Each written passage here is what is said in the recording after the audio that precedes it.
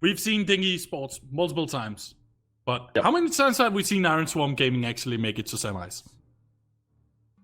I want to say this is the first week, unless I'm having a brain fart. Well, according to the VODs, I don't have any IronSwarm Gaming VODs available on our YouTube, so I do guess this is the first time on broadcast here. But speaking of broadcast, Atlas and Bumpking banned away from ISG while Dink went for the Genos ban. Yeah, I mean, I think the Genos ban is sensible anywhere. Ice Mine's a very popular map for Grover to be played on, so I think one or both of these teams are going to have their eye on him, to be fair. And Dink, they're coming with the Khan ban. Ooh, I just can't believe they did that. So now on Ice Mine's there, wait, hold on. Yeah, wait. A Drogo's pick? Yes, okay, gotcha. I just got the news. It's their second time in the semifinals, but their first semifinals was in the week where, VODs couldn't be downloaded because I was a dunk. But you know what? It's definitely a big dunk. Doing the slam dunk with a Makoa and Grover. Yeah, I mean, absolutely. This doesn't surprise me. Dink clearly had their eye on that Grover there. I think that's why they banned out the Genos. They're not giving the Genos to ISG, but they wanted the Grover for themselves. Dink probably thanking their lucky stars right now because, I mean, who would have expected them to get the Makoa if they weren't first pick? You know, ISG, they must have some kind of plan here. First picking the Drogos can be risky. He's very easy to draft a counter for. But yeah, ISG now responding with strong frontline picks, Ashe and Inara, lots of aggression and lots of point presence. Can you get them away on a map like Ice Mines? That's the most dangerous map to allow an Inara to go through. Actually, I would rather have an Inara in my draft on Ice Mines than a Makoa. So this is actually, in my opinion, a very strong pick to go through with. Terminus going through for Dink Esports, I do believe that it's just due to the fact that the reanimate is just pretty much a point saver if you need to. And following up with the Lian, I do see the synergy in Dink's composition already. Yeah, absolutely. I think this is a very strong composition from them. Very strong draft. Terminus, very, very popular on Ice Mines, actually, at all tiers of competitive play. It's one of the few maps where he's actually favored because of how much space he can make around the point and how much presence he can put, and also the strength of the reanimate. Being such an enclosed point, the reanimate is absolutely devastating. ISG, bring in the Maldamba. Thank goodness we're seeing some more of him in this point, in this match, and then finishing up their draft with a Victor pick. Yeah, you just cannot deny how much use a Garage can do on this map, because he's definitely Bob the Builder in Paladins. Ending up the draft with a Willow, not picked into a Lian, but picked together with a Lian. So now we know that Tom is definitely a happy boy because he's not having to, have that little bit of throbbing headache after mentioning the same thing over and over again. Yeah. My blood pressure is a healthy number right now. I mean, I'm scared for ISG. They first picked that Drogos. Now Drogos is a strong pick on this map, and we're likely to see a combustible Drogos on this map, to be fair. But drafting him first opens up the opportunity for that Lian. We very often see Drogos picked with a Lian, the same way like you'd expect to see, as we have here, Willow picked with a Lian. Because if they're gonna counter you, just pick them. If you can't beat them, join them. Oh, I hope you've all got your coats. I am back, and we're all back. It's here. It's the second semi-final between ISG and Dink Esports. We're gonna have a look down at the rosters. ISG on blue side, Phoenix with the Spirit's Chosen Maldamba, Geno 2000 with the Mother's Grace and Nara, Ducado playing the combustible Drogos, Tripez with the burst mode, Victor and Hammer CD on that battering ram, Ashe. And on the side of Dink, we have Sia on the Leviathan Makoa, Puriel on Undying, Terminus Riflu with the Eminence Lian, Milad on the Rampant Blooming Grover, and Danny TPG with the Blast Flower Willow. Yeah, both teams here, and of course, An interesting draft for both these sides. Terminus on one and a first pick Drogo. So of course our attention is going to be where the attention goes as the fight breaks out. Poriel and Genu are going to have a bit of a fight over on the side here. But the Makoa really starts to make it work here. He's going to look for the pick onto the Drogos, having to fly away. But Seer is just on Drogo's duty. Disaster for IronSwarm Gaming as they lose their Onara. And Dink Esports are going to go take the whole thing as Phoenix also loses his life. Yeah, that was a rough team fight there for ISG. This is not where you want to lose the Onara so early on. Absolutely, that point presence is vital. The Drogo's going down. Drogo's was just trying to peek, but rightfully they're getting the pick onto Trippers. As Dink Esports are zoning hard, and this is such a long climb back up to the point now for ISG. This is going to be a struggle for them to get anywhere near. Yeah, it's important to note as well here is that with the capture coming through here for Dink Esports, is that Drogos is going to have a much easier opportunity as the map starts to open out. The Whirlwind is going to come out from Milad here just to keep everyone going. There's also going to be a Fae fight by the Willow, but immediately shut down by the Victor pick as well. So not only Dukido having issues, but he's just got hooked by Sears Makoa. He was ready for that one. May have tried to get a little bit greedy for the kill. He's going to run out with the shield up and alive. He's going to keep going, but Riflu with the Enlightenment takes down Dukido as a 4 versus 4 starts to brew. But ISG will hold, and Dink Esports look to fully regroup.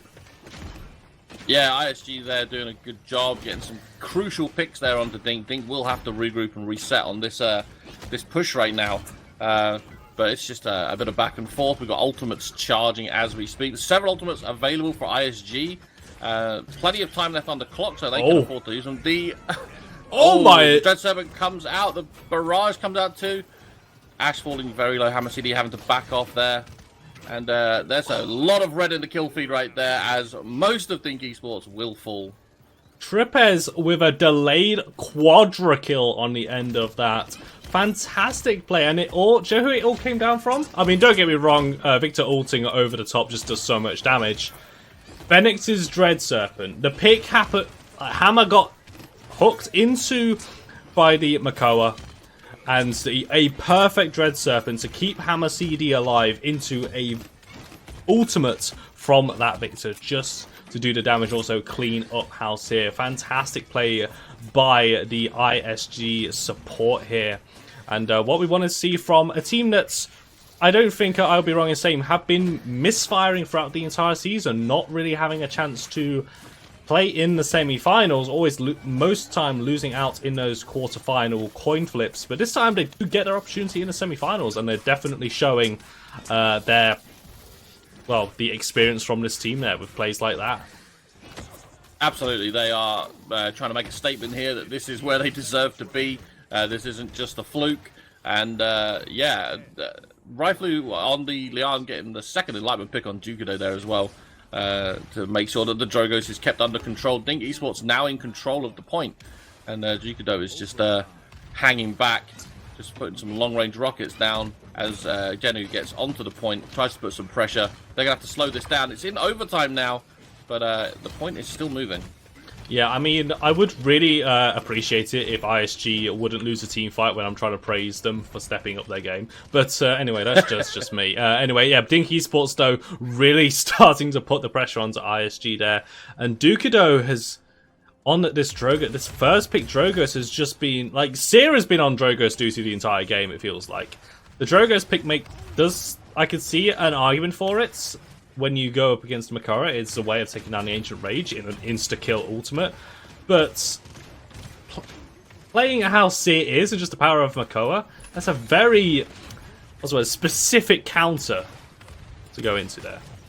Absolutely. I mean, here we are. Dink pushing really hard. They're coming up to this really vital choke point here. You saw just a moment ago, ISG, the whole team backed off. They regrouped. They got their health bars up because they know this is a crucial moment for them. Riflu getting the Enlightenment kill onto Genu, and the point is still moving through this choke point into the final push. Milad taking down Hammer CD. It's Seer getting the pick onto Phoenix, and this is looking like it's going all the way. Yeah, it's unlucky that Genu just not down in time. That entire push just came through overtime. overtime, we were just below that halfway point on the cart's route. And just fantastic play by Dink Esports. Rifle getting some crucial kills. Milad keeping everyone topped up. We are going to go into a game pause, and this was due to a crash. So don't worry, folks. It is only a short game pause. But we can at least dissect the game a little bit more, because ISG could not have asked for a worse start to a game that could decide who's going to playoffs. Yeah, absolutely. And I think we're seeing some... perhaps some weaknesses in their draft coming through. Rifle, absolutely a force to be reckoned with on the Lian. Victor, top of the damage charts right now. I mean, that burst mode absolutely shreds.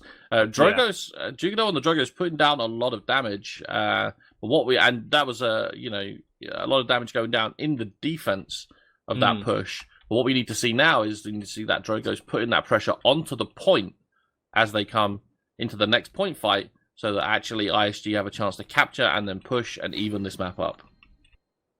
Yeah, absolutely. So definitely don't want to repeat of that first point, and we are going to be unpausing the game right now. So we're back in. Everyone's back in. Everyone is good to go. Seer is back on Ice Mines for this 2-0 in favor of Dink Esports. It's going down into the counters, and I want to have a look here just briefly before, because it is such a long way we can actually do this. Have a look at the items here. Resilience is being bulk buyed by Dink Esports. Resilience 1 on the Grover, Resilience 2 on Terminus, 2 on the Willow, 2 on the Lian. Makoa is obviously feeling so confident. He's like, I don't even need this right now. But that CC from the Mount down by the Ashe and the Inara is just not going to have that impact. But let's see what that is going to do as a fight is going to brew this time. ISG move to the point and then go for a play over on the stage side. Dead Zone already been committed. Porio going to get the smash down onto Tripez, taking down a damage dealer immediately with that swing. Ducado now looking for Seer, will get the kill down, is getting still alive. Dread Serpent will be committed, but a wonderfully timed Whirlwind by the Grover will CC immune that important ultimate for ISG, and still very even between the two here. The Seismic Crash will be committed onto Milad, but the follow-up isn't there. ISG just weren't ready for it, as Dink Esports look to punish here. Hammer CD very far forward. It's probably going to eat a hook by Seer, who is in the right place, right time. The battering ram is only going to keep Hammer alive for so long. Trade a kill with the Willow, but Dink Esports are going to be happier than ISG with this one, because they still have 3 ultimates. There it is, that Agent Rage into the back line looking for Tripez, as he still remains here. And Overpower going through as... not Overpower, my apologies. That's a Reanimate. These guys just don't want me to stop talking, do they? I mean, this ult popping left, right, and center. Dread Serpent being charged very, very fast. Unfortunately, we've seen the Dread Serpent having limited impact right now because of the amount of resilience that's being purchased on the side of Dink Esports. But ISG have managed to push Dink off the point. Inara is sitting pretty right there, but Milad will fall. Milad will take down Hammer CD there. I'm sorry to stumble there, but ISG will capture that point. Yeah, and I mean, actually, I'm going to lose their life here. Rifle getting more kills to his name, but the damage has already been done. ISG were able to... It felt like they just smashed and grabbed that point off Dink Esports. Dink were in such a good position, and it was only by virtue of a really quick overtime that ISG really were able to get the pick. But now, this is what I love about Ice Mines. ISG have got one heck of an uphill battle to get back to that point. Absolutely. That was, it was a real sneaky move there to capture that point. It didn't look like it was going ISG's way. But now ISG are pushing back. They're getting the picks. Milad falls. Danny TBG. Rifle will fall. And ISG look to be getting back on this point and get it moving. Okay, that was a little bit of an interesting one. I was following Makoa, trying to go for the sneaky flank. But ISG, really nice awareness by them. They sensed that the Makoa wasn't there. They knew this fight was going to be 5 versus 4. They quite rightfully just go in and take down the members of Dink, and then finally pick off Seer at the end for the big stagger. So Dink have an interesting play coming out for them on the Ice Mines zone here, but they have lost so much momentum because of it. Milad is going to channel the a whirlwind to keep everyone alive. Poria will lose, not got to reanimate anymore, and so we'll go straight back to the spawn room. Dukudo taking down with the killing blow there. Hammer CD also getting a kill onto Danny TPG as ISG are just keep on going. They have the momentum. Beautiful impasse from Genu 2000 on that Inara, and they've kept Dink perfectly staggered. ISG are looking confident here. This was almost a masterclass in Ice Mine's pushing, which I'll hold off from confirming that to see if they actually get the push, but there's so much pressure and so much damage. Tripper's holding back, but just shredding with the burst fire there. Genu just doing what Inara does on the point, but will fall there to Seer. Rifle will take down Dukudo, although Danny TPG will fall in response. Only 10 seconds left, and ISG looking to back off and looking like they won't get back on this point now. But that was such a huge amount of pressure they were bringing to the point there. And yeah, the stagger was amazing. Ice Mine is such an important map to stagger. Phoenix will get the overtime, and but Trippers is looking very low up on the balcony there. Will fall, and that will be a Dink Esports defense. You know, if you could ever capture a moment in a game, something like that is so as soon as the front lines went down, I was following I have more time to explain this as the game pause coming through from Genu. So what happened during that fight is as soon as the front lines went down, there was a moment where Tripez on the Victor just looked at Phoenix and it was like, are you gonna go or am I gonna go? Like, after you. We'll go like that. Yeah, that's a really nice moment. But Dink Esports, like ISG just threw so much at trying to get that conversion through and get us to a 2-2, but it backfired on them. They committed the assert dominance by the looks of things. Actually, I didn't even notice the assert dominance going on. off. Oh, no. I remember now. So this is a game crash on the side of ISG. Every team is allowed 1 pause each in case someone does crash. And for some whatever reason, when someone crashes, their ultimate charge is reset to 0. It's not reset, it just shows as 0. The same thing happened with Sears Makoa in the previous pause. So that's, I was thinking, did that get used? But, I mean, maybe not by ultimate and charging resources, but ISG, you know, they grouped the front lines up together, trying to just push this cart through, because it was, up until that point, as you say, a masterclass in how to push on ice mines. Yeah, they really were staggering. There was a fantastic moment up on the high ground to the right, between Hammer CD and Seer. And you see the hooks coming out. Seer really trying to aim his hooks onto this Drogos, but if he misses, he has to back off because the damage that's coming through from Drogos is just too much to sustain yourself. You have to back off if you don't get that hook on. Of course, it is. I mean, that is one of the ways that Dink Esports have a way into these fights, and I'm looking here. ISG, both teams have drafted very engage-heavy compositions. Pretty much. You look at so Dink Esports can go in with the Terminus. They have the hook. Danny TPG can activate his Faith Light, and ISG just have ultimates as a way of disrupting the team. They're going to start this point fight as the last one ended. Dink Esports going to commit to the flank, but they are completely split up here. There's Seer and Willow moving up onto the high ground. Hammer CD is going to have to use their dominance. The stun comes down. Both key ultimates already used.